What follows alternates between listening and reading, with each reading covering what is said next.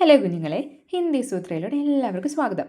അപ്പോൾ കഴിഞ്ഞ ക്ലാസ്സിൽ നമ്മൾ എന്താ പഠിച്ചത് ഓർക്കുന്നുണ്ടല്ലോ അല്ലേ? കിഡ്കി എന്ന് പറഞ്ഞ ലഘുകഥയുടെ എല്ലാ കാര്യങ്ങളും കംപ്ലീറ്റ് ആയിട്ട് മനസ്സിലാക്കിയിട്ടുണ്ട് അല്ലേ? അപ്പോൾ ഇന്നത്തെ ക്ലാസ്സിൽ നോക്കാനായിട്ട് പോകുന്നത് ടെക്സ്റ്റ് ബുക്കിലെ ചോദ്യങ്ങളും ഉത്തരങ്ങളുമാണ്.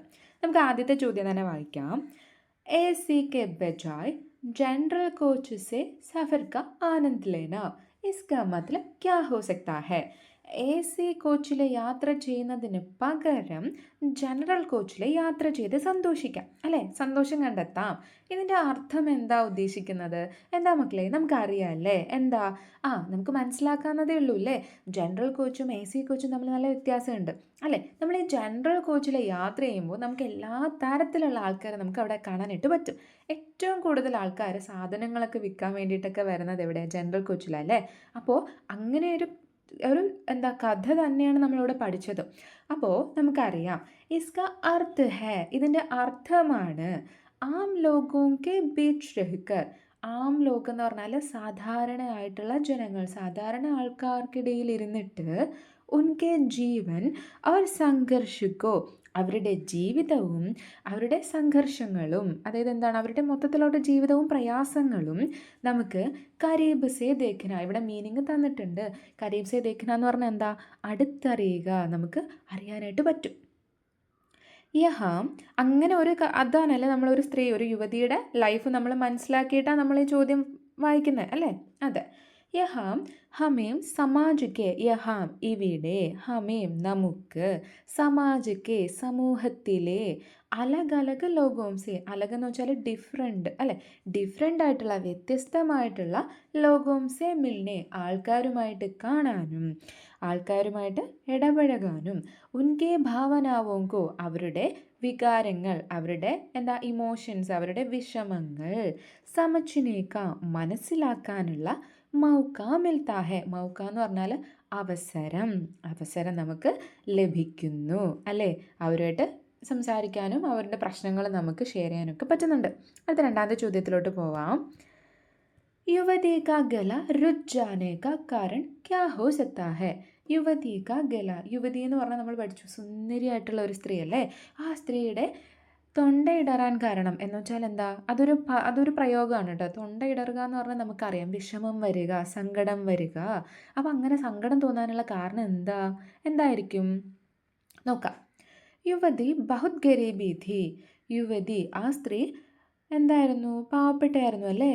ജബ് ഉസെ അപ്നി മെഹനത് കാ സഹി പൈസ നഹി മില തോ വ ബഹുത് ദുഃഖി ഹോ ഗയി. അതെന്താ? ഈ സ്ത്രീയോട് ഇങ്ങനെ കുറച്ച് രൂപയ്ക്ക് വേണ്ടിയിട്ട് ഷോൾ വാങ്ങിക്കാമെന്ന് പറഞ്ഞു അല്ലേ? അപ്പോൾ അവർ പറഞ്ഞതിനേക്കാളും അല്ലെങ്കിൽ അവർ പറഞ്ഞ തുകയേക്കാളും വളരെ കുറഞ്ഞ രൂപയ്ക്കാണ് അവർ ബാർഗെയിൻ ചെയ്ത് പറഞ്ഞത് അല്ലേ? വില പേശിയിട്ടുണ്ടായിരുന്നത്. അപ്പോൾ നമുക്കതെല്ലാം സഹിക്കാൻ പറ്റുമോ? ഇല്ല അല്ലേ? അവർക്ക് എന്തായാലും ഇതിൽ നിന്ന് ലാഭമൊന്നും കിട്ടുന്നില്ല. എങ്കിൽ പോലും അവരുടെ കഷ്ടപ്പാടിനുള്ള കാശ് അവർക്ക് കിട്ടണം അല്ലേ?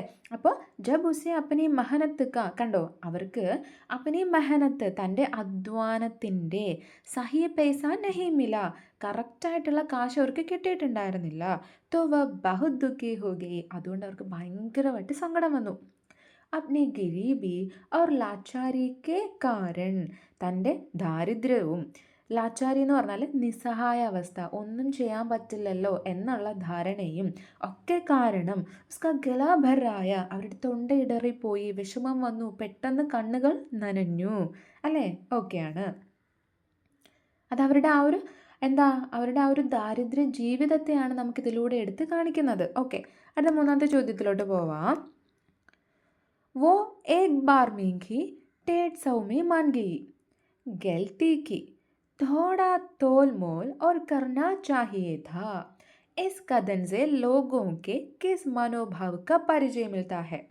ജോ ഏക് ബാർ മേ ഹി, അതായത് ഇവർ ബാർഗെയിൻ ചെയ്ത സമയത്തേക്ക് ഇവർ ഈ വൈഫ് പറഞ്ഞ കാശിന് തന്നെയായിരുന്നു ആ യുവതി ആദ്യം സമ്മതിച്ചിട്ടുണ്ടായിരുന്നത്.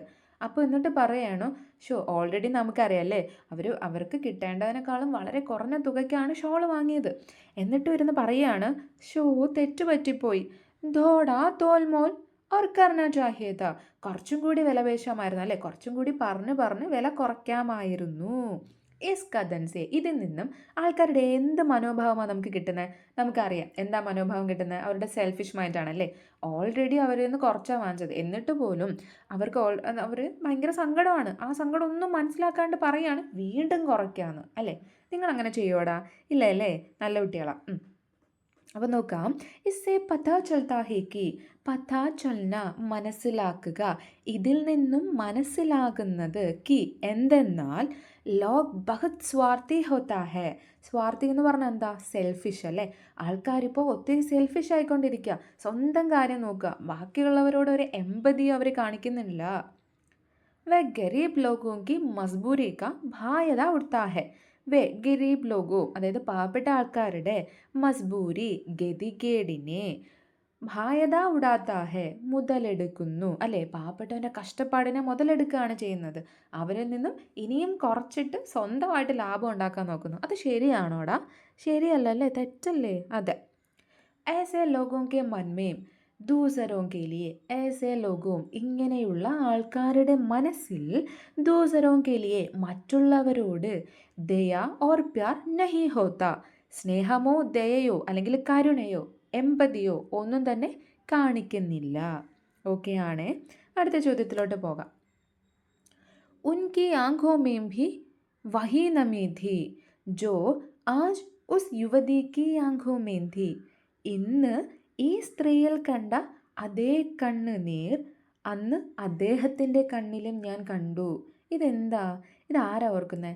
ലേഖകയ്ക്ക് പിതാജി അല്ലേ, അച്ഛൻ്റെ കാര്യമാണ്. അച്ഛൻ്റെ കാര്യം, ഈ യുവതിയുടെ കണ്ണുനീര് കണ്ടപ്പോൾ അച്ഛൻ്റെ കാര്യം ഇങ്ങനെ ഓർമ്മ വന്നു, പിതാജി. അപ്പോൾ ആ കാര്യം ഇങ്ങനെ ഓർക്കുകയാണ്.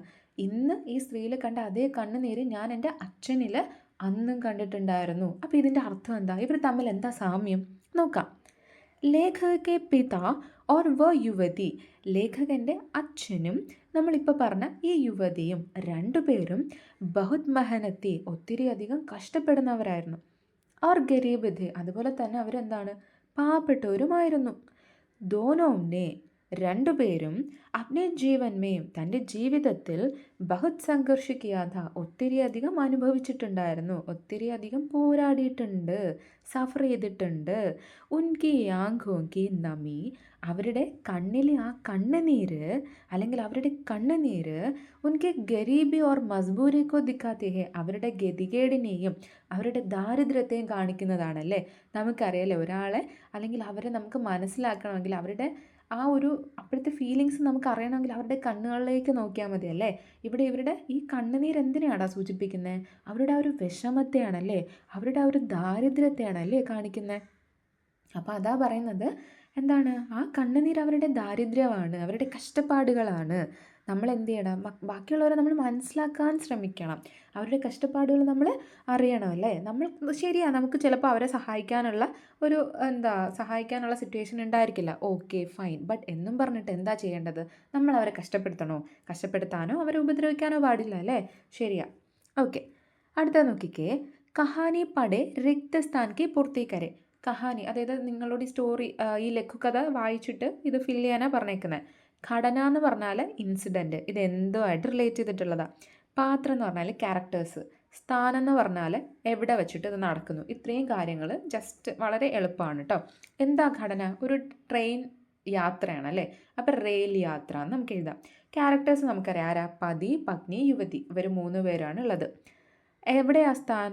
ജനറൽ കോച്ച് അല്ലേ. ഞാനിവിടെ ജനറൽ കോച്ച് എഴുതിയിട്ടില്ല കേട്ടോ, അത് വിട്ടുപോയതാണ്. നമുക്ക് ജനറൽ കോച്ച് എന്ന് എഴുതാം, അല്ലെങ്കിൽ റെയിൽ ഗാഡി, വണ്ടിക്കകത്ത് കമ്പാർട്ട്മെൻറ്റ് എന്നൊക്കെ എഴുതാം. ജനറൽ കോച്ച് എന്നും എഴുതാം. ഓക്കെ ആണ്. അടുത്തത് വന്നിട്ട് ഒരു ചെറിയൊരു കുഞ്ഞ് ഗ്രാമർ കേട്ടോ. അത് അടുത്ത വീഡിയോയിൽ വളരെ വിശാലമായിട്ട് നമുക്ക് പെട്ടെന്ന് പഠിച്ചെടുക്കുന്ന രീതിയിൽ ഇടാം. ഇപ്പോൾ ഇതിൽ പറയുമ്പോൾ വീഡിയോ ലെങ്ത് ആയിപ്പോൾ നിങ്ങൾക്ക് തന്നെ ബോറാവും കേട്ടോ. അപ്പോൾ അടുത്ത വീഡിയോയിൽ ഞാൻ ഈ ഒരു ഗ്രാമർ പോർഷൻ നന്നായിട്ട് പറഞ്ഞ് മനസ്സിലാക്കി തരാം. എന്ത് രീതിയിൽ, വളരെ എളുപ്പ രീതിയിൽ നിങ്ങൾക്ക് എഴുതാനായിട്ട് പറ്റുന്ന രീതിയിൽ. ഓക്കെ, അപ്പോൾ ആ വീഡിയോയിൽ ഒന്ന് കാണുക കേട്ടോ. കണ്ടിട്ട് നന്നായിട്ട് മനസ്സിലാക്കുക. ഓക്കെ, അപ്പോൾ അടുത്ത വീഡിയോയിലോട്ട് കാണാം. താങ്ക്